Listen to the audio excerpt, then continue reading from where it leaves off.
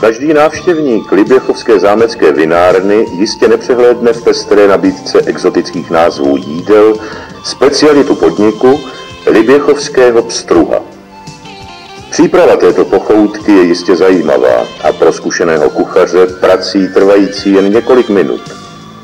Kolik odbornosti, rybářského fortele a těžké práce v zimě i v létě je však třeba, aby se pstruh dostal na kuchařův stůl. Pojďme se podívat, kde se rodí a roste tato nádherná ryba. Ale vraťme se nejdříve trochu do historie.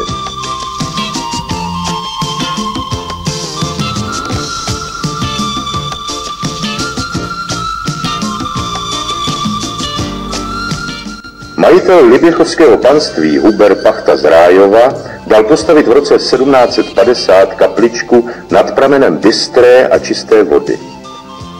Voda obsahuje železo, uhličitan vápenatý, kyselinu uhličitou a má stálou teplotu.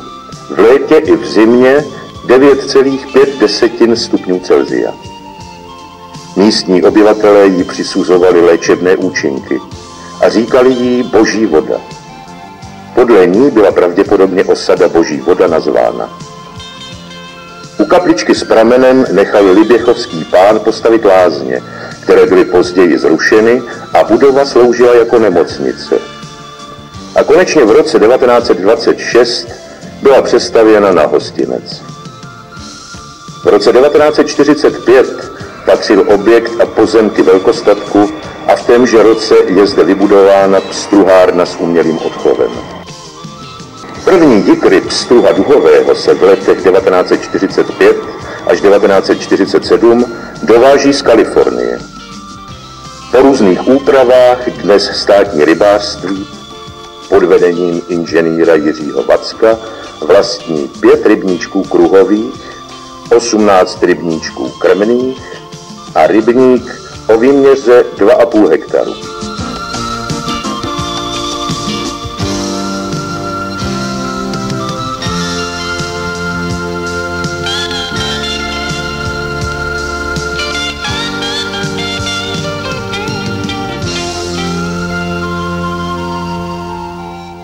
Jednou za rok na sklonku podzimu loví pracovníci státního rybářství chovné ryby a provádějí umělý výtěr. Základem úspěšného chovu jsou zdravé, dospělé generační ryby, od kterých získávají velké množství jiker příští generace pstruha.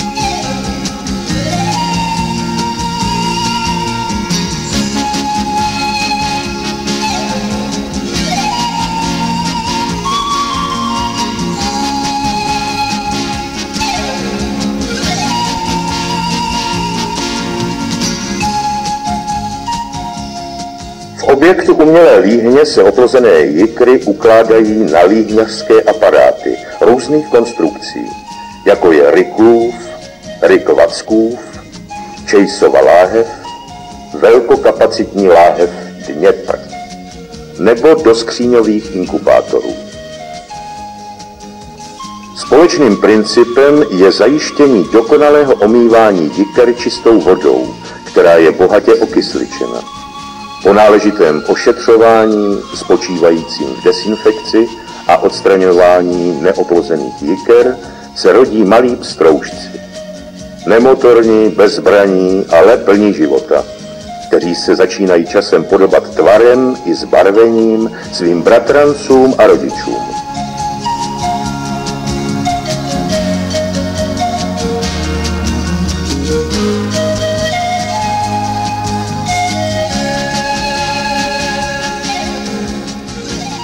Se stoupající teplotou vody v jarních měsících roste náležitě i chuť k jídlu. Přirozená potrava pstruhů žijících v přírodě jsou živé drobné organismy a proto je v podmínkách umělého chovu tato strava nahrazena průmyslově vyráběnou granulovanou směsí. Jako dietický přípravek se velmi osvědčila čerstvá slezina, jemně zpracovaná.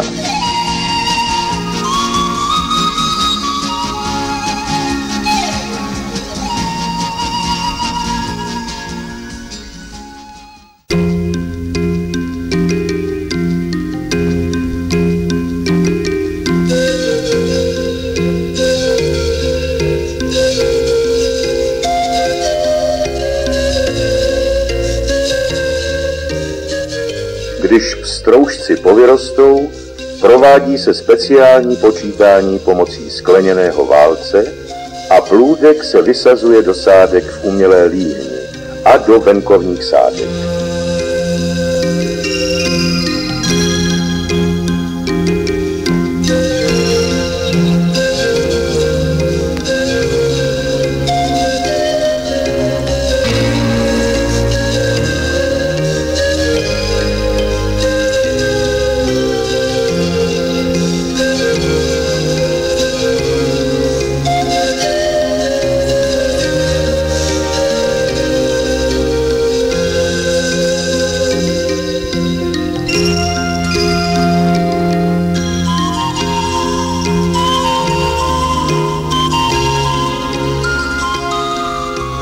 Krmné rybníčky jsou potaženy ochrannými sítěmi a tím se zabraňuje rackům lovení malých pstruhů. Roční pstruzy v rybářské hantýrce roček jsou pak vysazováni do velkého rybníka jako tržní ryba a trvá celý další rok, než dojde ke konečnému výlovu.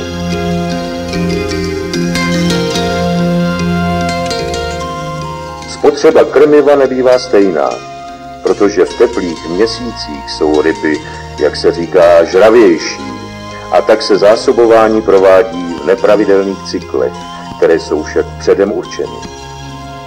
Přijíždí nákladní vozy s krmnou směsí a pytle jsou pečlivě uloženy ve skladech.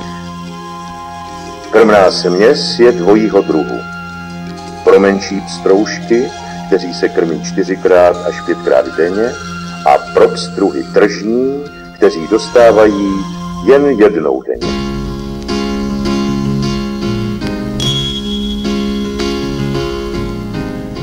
Aby se zajistila a hlavně zvýšila kvalitní produkce pstruhů, bylo přikročeno k rozšíření a modernizaci celého chovu. Uvedením nové líhně do provozu se současná kapacita ztrojnásobí a zajistí se tak lepší dodávky pstruhů pro náš trh.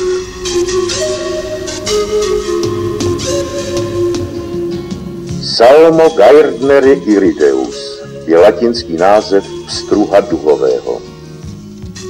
Jak se k nám vlastně dostal? Staré rybniční hospodářství odedávna pěstovalo kapry, štiky, líny, okouny a dokonce jako specialitu i mřenky. Tyto ryby se však dostávaly do rybníků samovolně, nezávisle na vůli či přání rybářů.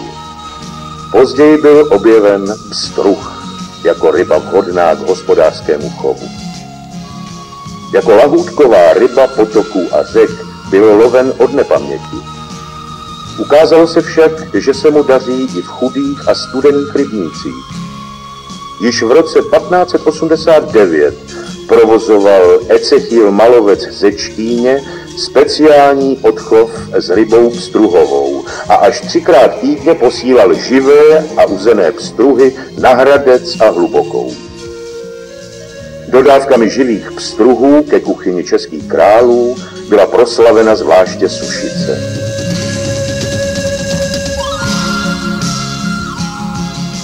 Pstruhy však bylo třeba pěstovat uměle, a tak po pečlivém pozorování života pstruhů se v roce 1825 německému praktikovi Štěpánu Jakobi podařil objev umělého výtěru. Původ pstruhů duhových je však třeba na rozdíl od domácí formy pstruhů potočních obecných nutno hledat na severoamerickém kontinentu, odkud byly první jikry dovezeny do Evropy. V roce 1862 vznikla naše první pstružní líheň v Nedošíně u Litomyšle. Jejím zakladatelem byl mlynář Kašpar Vacek a jeho pokračovatelé, jeho syn Stanislav, jeho syn Zdeněk a jeho syn Jiří. První duháci se dostali do Čech ze sousedního Německa, do naší první líhně k chovateli Vackovi a jeho pokračovatelům.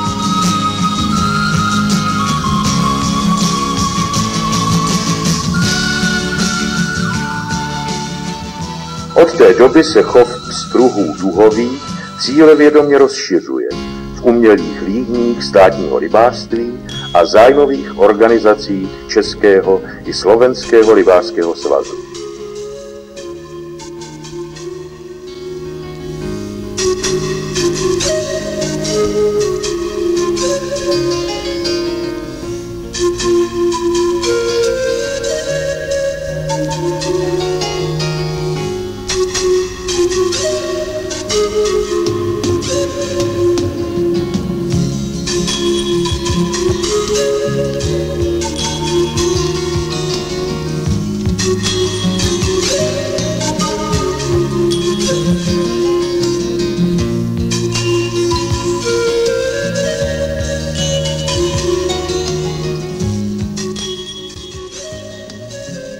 A zatím nám již mistr kuchařský připravil specialitu. A nám již nezbývá nic jiného, než vám popřát dobrou chuť.